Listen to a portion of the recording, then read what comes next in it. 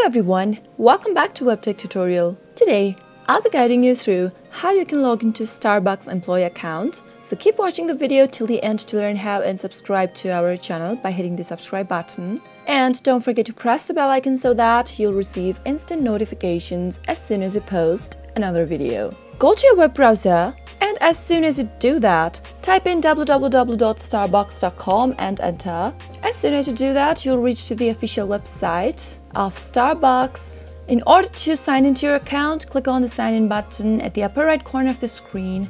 Doing this will take you to a sign in page where you can create or sign into your account. If you don't have an account, then you can click on join now and create a Starbucks account first. Once you have an account, you can log in using your credentials and clicking on the sign in button. Now enter your username or email address in the first field. Once you're done, move on to the next field and enter the password for your Starbucks employee account. You can double check the password by clicking on the eye icon at the right corner, which will reveal the password so that you can double check before signing in.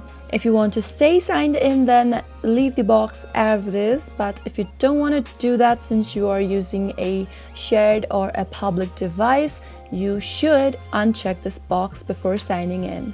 In case you forgot your username or your password, you can click on these links right here. For your username, click on forgot your username and follow the instructions to look for it. Similarly, for password, you can click on forgot your password and simply follow the instructions till the end to reset your password to a new one. After entering the credentials correct, click on this sign in button in green and you'll be logged into your Starbucks employee account in no time. That is all for today. That is how you can do it. I hope the tutorial was helpful to you.